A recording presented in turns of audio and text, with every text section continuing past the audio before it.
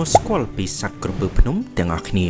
ឈ្មោះរបស់វាគឺក្រពើភ្នំក៏ពិតមែនប៉ុន្តែមិនមែនមានន័យថាវារត់ឡើងភ្នំដេញតាមចាប់ចំណីនោះទេវានៅតែជាក្រពើដែលរស់នៅក្នុងទឹកដដែលគ្រាន់តែវារស់នៅក្នុងប្រភពទឹកសាបដែលកើតមានតាមធម្មជាតិនៅតាមតំបន់ព្រៃជ្រៅនិងជួរភ្នំជាដើមសត្វក្រពើភ្នំជាប្រភេទសត្វជិតផុតពូជបំផុតមានចំនួនប្រមាណតែជាង 1000 ក្បាលប៉ុណ្ណោះនៅលើពិភពលោកនៅក្នុងនោះដែរកម្ពុជាត្រូវបានគេចាត់ទុកថាជាប្រទេសមានវត្តមានសត្វក្រពើភ្នំច្រើនជាងគេមានចំនួនប្រមាណតែជាង300 ក្បាលប៉ុណ្ណោះ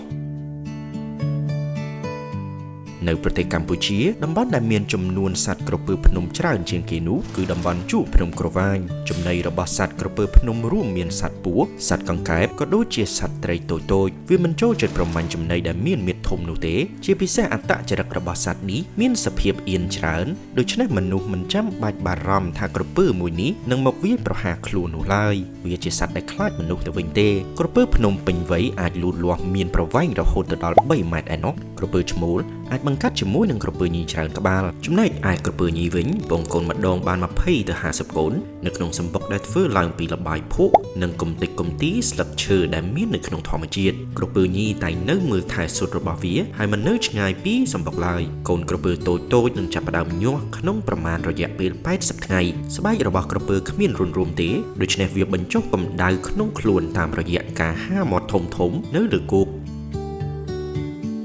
ក្រពើភ្នំដែលរស់នៅក្នុងព្រៃត្រូវបានគំរាមកំហែងដោយការដេញតាមប្រមាញ់និងការលួចយកស៊ុតខុសច្បាប់ដើម្បីយកពូជទៅបង្កាត់ក្នុងកសិដ្ឋានចិញ្ចឹមក្រពើកសិដ្ឋានចិញ្ចឹមក្រពើខ្លះបានយកក្រពើភ្នំទៅបង្កាត់ជាមួយនឹងក្រពើទឹកប្រៃការបង្កាត់ពូជក្រពើពីរចូលគ្នាបែបនេះវានាំឲ្យកើតជាបញ្ហាថ្មីមួយទៀតក្រពើពូជមិនសុទ្ធដែលរួចពីកសិដ្ឋានចូលទៅក្នុងព្រៃតាមរយៈការលែងឬទឹកជំនន់បានធ្វើឲ្យក្រពើពូជមិនសុទ្ធទាំងអស់នោះទៅបង្កាត់ជាមួយនឹងក្រពើភ្នំពូជសុទ្ធដែលរស់នៅឯក្នុងព្រៃជាហេតុនាំឲ្យបាត់បង់ចំនួនក្រពើភ្នំពូជសុទ្ធនៅក្នុងតំបន់ជួរភ្នំក្រវាញកណ្ដាលអង្គការអភិរក្សអន្តរជាតិកម្ពុជាសហការយ៉ាងជិតស្និទ្ធជាមួយនឹងរាជរដ្ឋាភិបាលកម្ពុជាជនជាតិដើមភាគតិចសហគមន៍និងដៃគូពាក់ព័ន្ធការពារជំរកសត្វព្រៃនៅតំបន់នោះដែលជាជំរករបស់សត្វក្រពើភ្នំធម្មជាតិ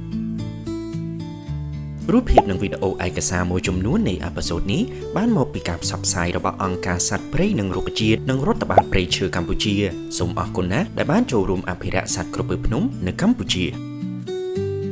យល់ដឹងពីសត្វព្រៃផ្សេងទៀតនៅក្នុងប្រទេសកម្ពុជាតាមរយៈកម្មវិធីរៀនពីសត្វព្រៃជាមួយ CI